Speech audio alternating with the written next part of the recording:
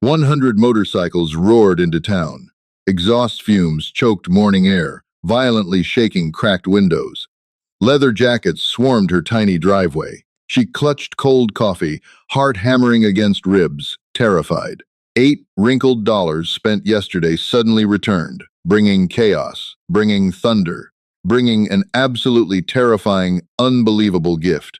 Fluorescent lights in Zipmart didn't just hum. They buzzed with a dying, erratic frequency that felt like a drill against Jasmine's skull. It was 2:14 a.m. The air inside the convenience store smelled intensely of burnt filter coffee, industrial floor wax, and the distinct, stale grease of rolling hot dogs that had been spinning since noon.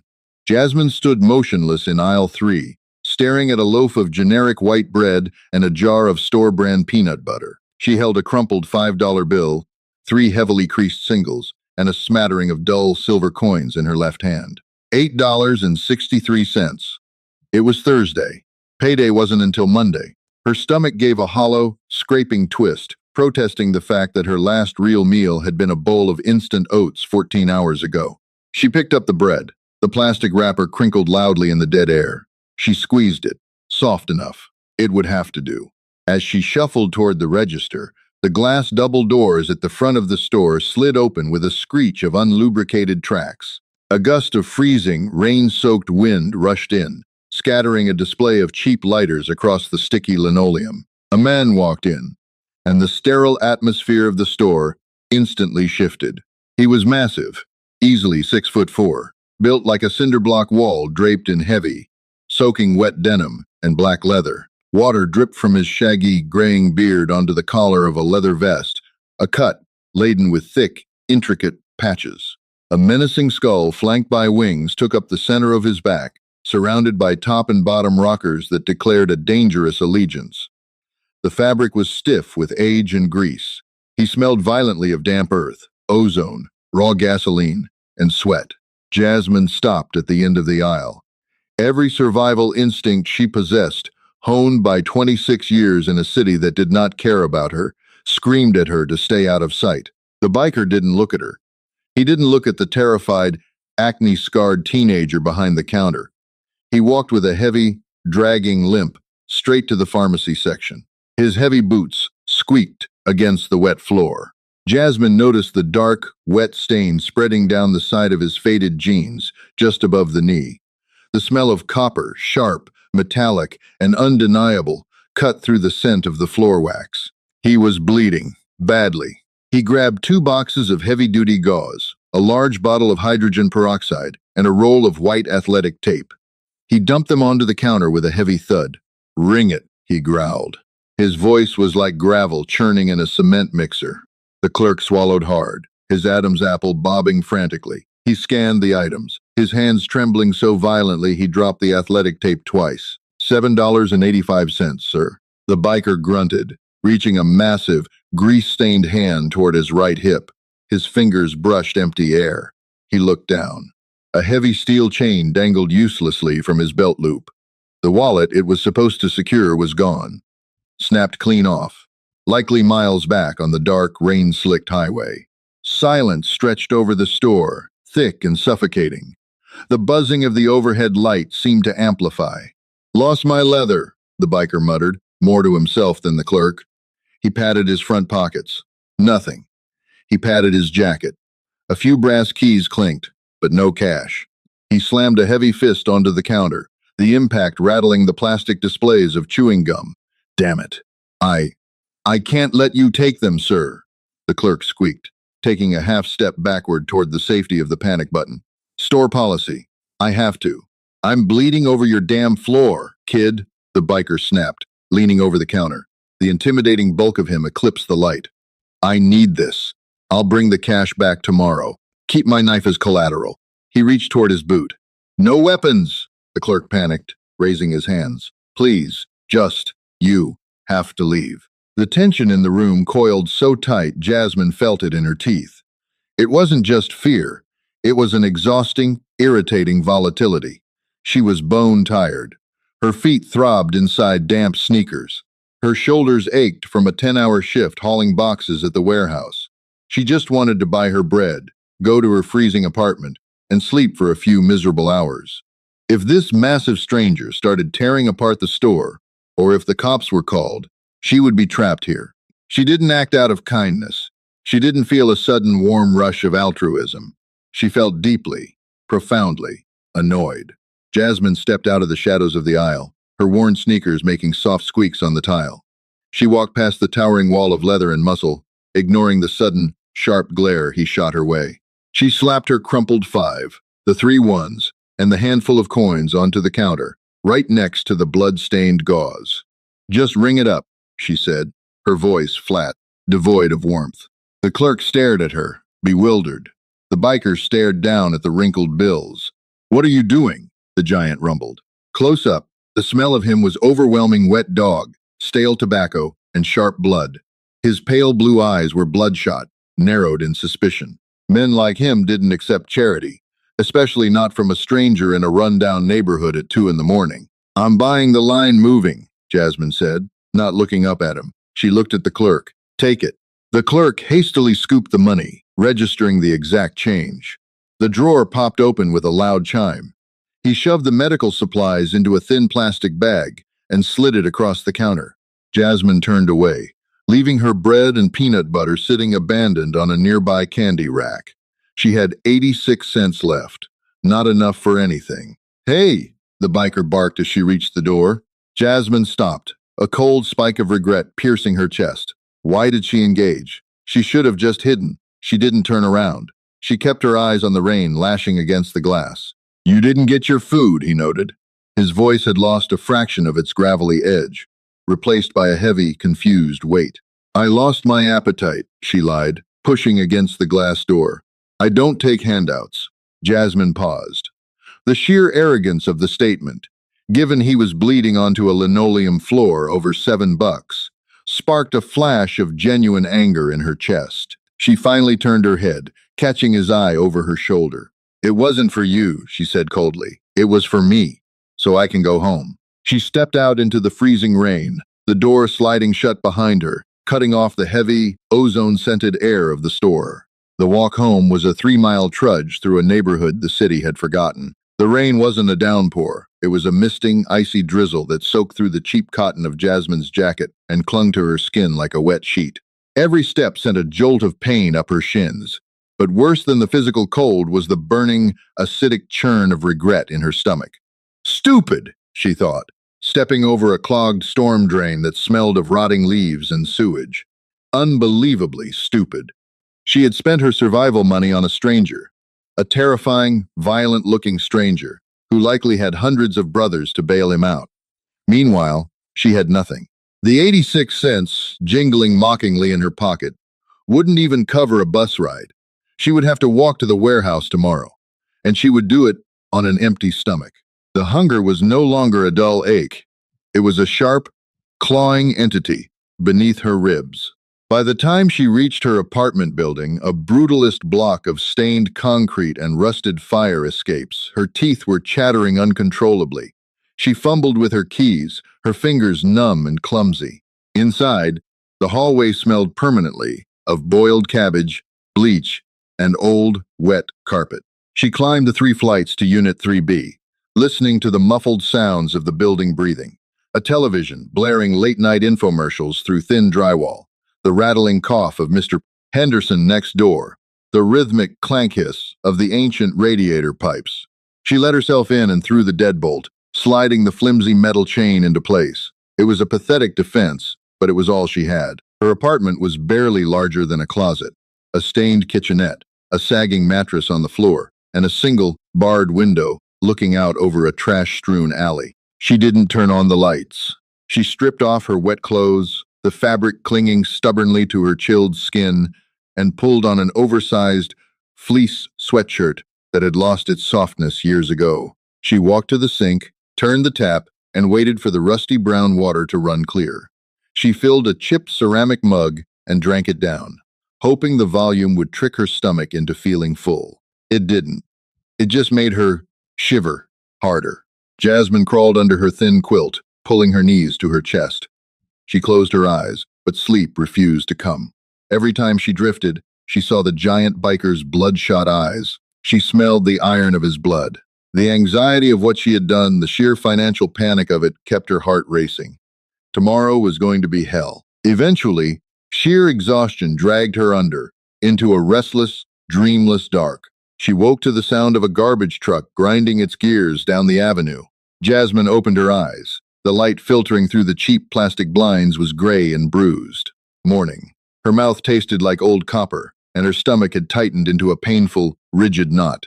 She lay staring at the water stains on the ceiling, mapping the cracks for the 1,000th time. She had to get up. She had a shift. Throwing off the quilt, she felt the chill of the room bite into her legs. She moved mechanically, filling a dented kettle with water and setting it on the hot plate. She had half a jar of instant coffee left. Black, bitter, and hot. It would have to replace breakfast. As the water began to simmer, bringing a faint hiss to the silent apartment, Jasmine noticed it. It started as a vibration in her feet.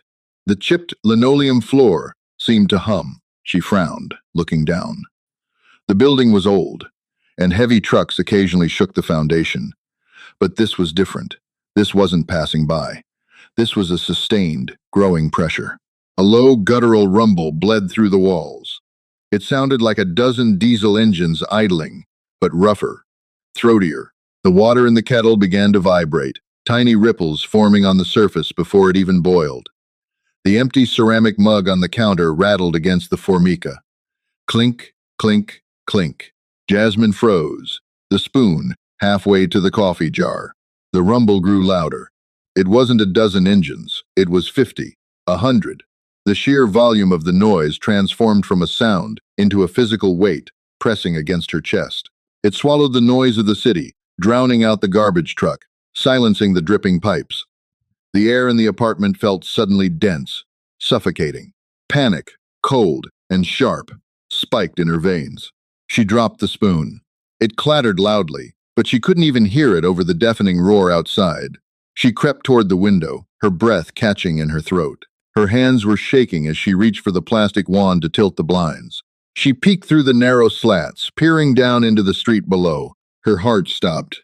The narrow, pothole-riddled street outside her building was completely choked with metal and flesh. A sea of heavy cruiser motorcycles, their chrome pipes gleaming dully in the gray morning light, stretched from the corner of 4th Street all the way down to the dead end. There were dozens of them, maybe 100. They idled in a staggered formation, a terrifying cavalry of black steel. The riders were dismounting. Heavy leather boots hit the asphalt in unison. They wore the same heavy denim, the same grime, the same patched leather vests as the man from the gas station. 100 death's head skulls facing her building. Jasmine backed away from the window, her hand flying to her mouth to stifle a gasp. Did I insult him? The thought raced through her mind, erratic and frantic. Did he think I was disrespecting him? Is this retaliation? She had basically thrown the money at him and told him she just wanted to get away from him. In his world, was that an unforgivable slight? She heard heavy, synchronized footsteps entering the downstairs lobby. The sound echoed up the stairwell, leather creaking, chains clinking. Jasmine spun around, staring at her apartment door. The deadbolt, the flimsy chain.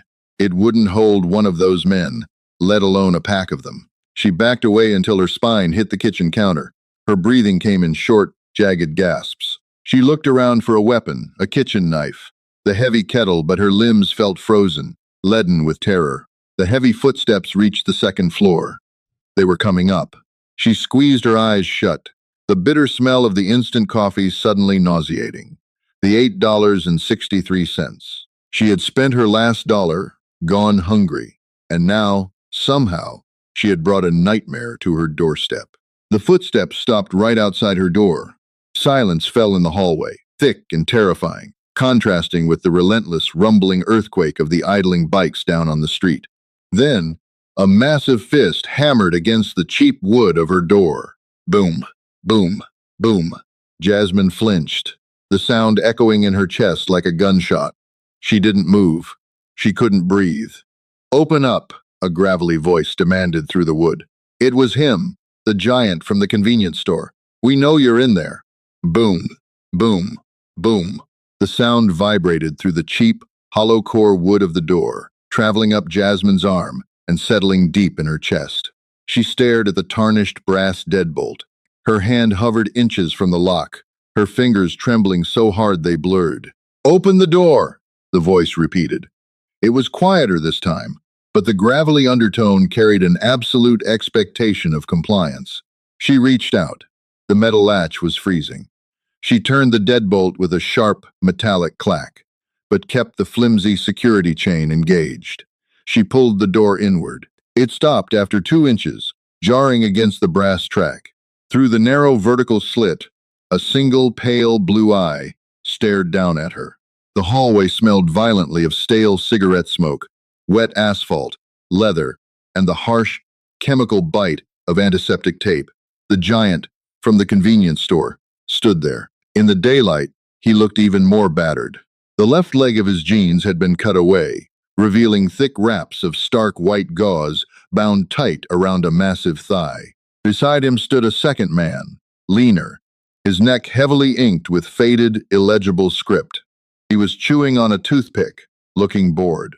"Take the chain off," the giant said. It wasn't a threat. It was a flat, pragmatic instruction. Jasmine swallowed the dry lump in her throat. She looked at the chain.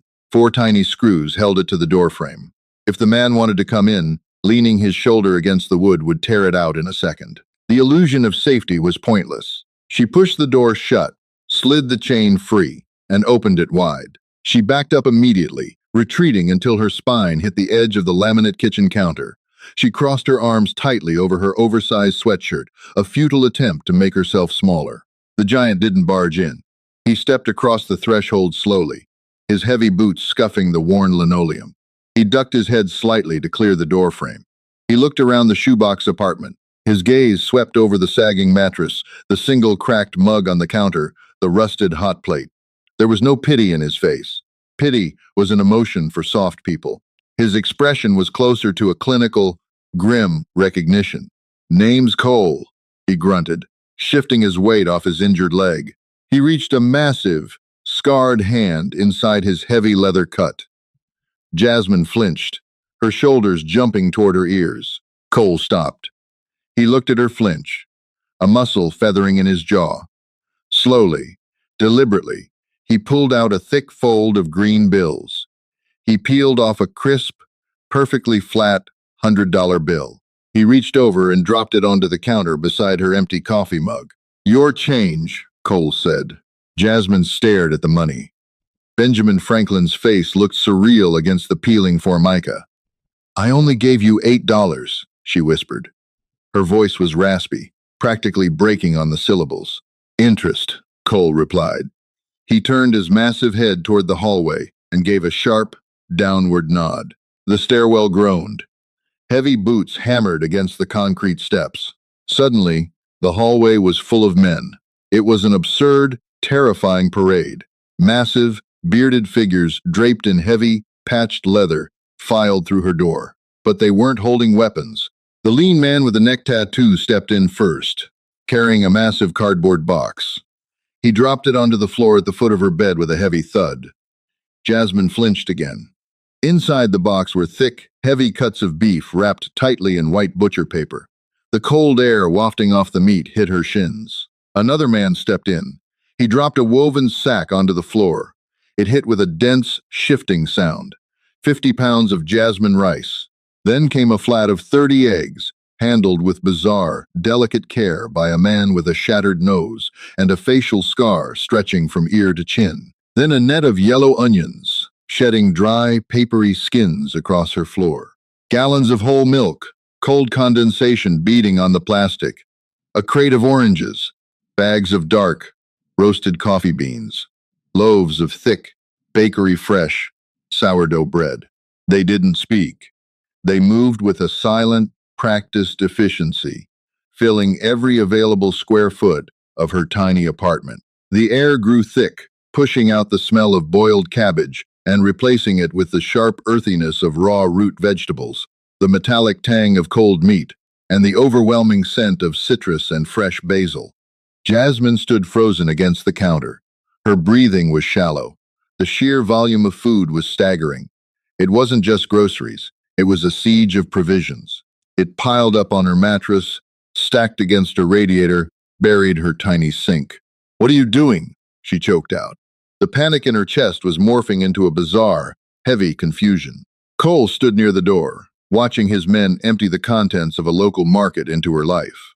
"You bought my pride last night," Cole said, looking her dead in the eye. "Cost more than $8. I don't carry debts. The club doesn't carry debts." A man with a shaved head squeezed past Cole, setting down a heavy cast-iron skillet and a block of real butter on top of the rice sack. He gave Jasmine a single, curt nod, then walked out. "I don't need this," Jasmine lied, her stomach simultaneously contracting in agonizing hunger at the smell of the sourdough. "Yeah, you do," Cole said flatly. It wasn't an insult. It was just the truth, stripped of all polite fiction. He looked at her thin frame, the dark bruised circles under her eyes. "You're starving. And you spent your last dime on a stranger who looked like he might kill you." He stepped back into the hallway. The last of the men filed out behind him. "You walked to the warehouse on 9th, Cole said. It wasn't a question. Jasmine blinked, startled. "How do you—" "You wear a lanyard with the company logo. It's a 4-mile walk. Bad route." He gripped the door handle. "Don't walk tomorrow. A guy named Boone will be out front at 5:30. Drives a gray truck. He'll take you. Every day."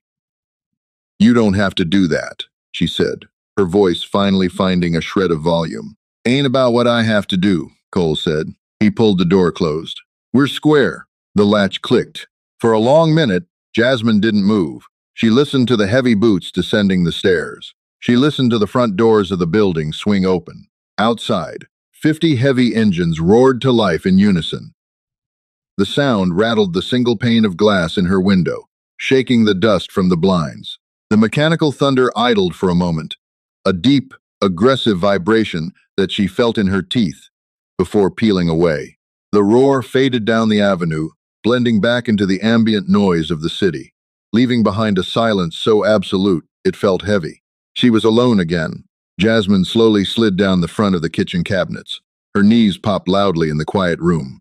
She hit the floor, sitting cross-legged next to the crate of oranges. She didn't cry. Crying was a luxury for people who had the energy to spare.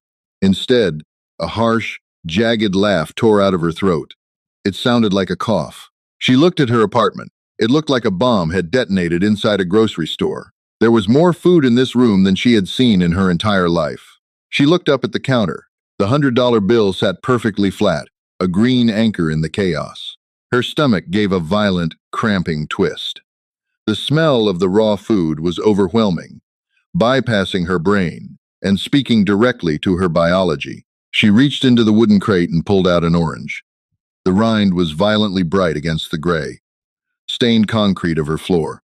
It was heavy, dense with juice. She dug her thumb into the thick skin. A bright, acidic mist sprayed into the air. The scent was aggressive, sharp, and totally alive. She peeled it frantically, tearing the skin off in jagged, desperate chunks. She shoved a segment into her mouth. The sweetness hit her tongue like a physical shock. The juice ran down her chin, sticky and cold. She ate the entire orange in less than 30 seconds, swallowing the seeds, letting the acid burn the back of her throat. It was the best thing she had ever tasted. And then, the anger hit her. It rose up from her chest, hot and ugly. She was angry that she had been forced to live on the edge of starvation for months. Angry that she worked 60 hours a week hauling boxes just to afford a room that smelled like decay. Angry that society had ground her down so fine that a single, exhausted act of giving up her last $8 was seen as a monumental sacrifice. Most of all, she was fiercely, bitterly angry that a gang of violent outlaws had provided more security and care in 10 minutes than the rest of the world had offered her in 26 years. She threw the orange peels onto the floor. She grabbed the edge of the counter and hauled herself up. Her hands were shaking, but not from fear anymore.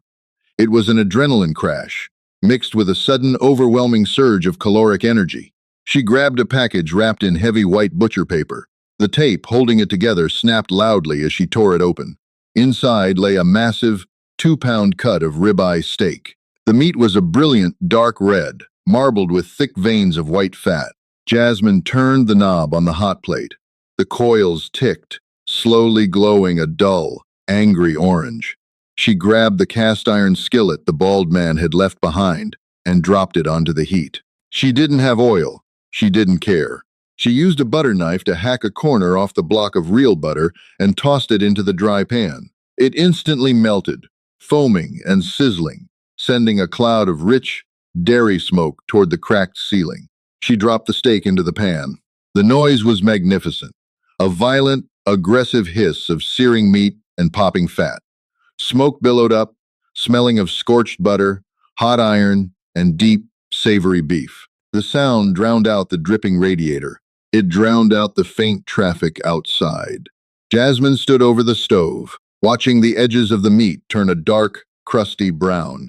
She didn't step back from the spitting grease. She let tiny droplets burn the back of her hand, grounding her in the physical reality of the moment.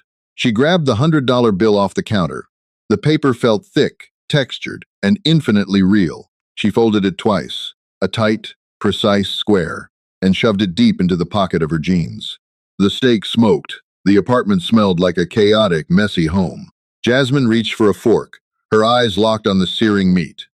Tomorrow, a man named Boone would be outside in a truck. Tomorrow, she wouldn't have to walk in the rain. She didn't know if this made the bikers good men. She suspected it didn't. She suspected they were dangerous, violent, and deeply flawed. But as she flipped the heavy steak, watching the fat render into the pan, she realized she didn't care. They had seen her, not as collateral damage, not as a victim, but as someone owed a debt. She brought the fork down, stabbing the meat, the metallic clink ringing out clear and sharp against the iron. For the first time in a very long time, Jasmine felt full.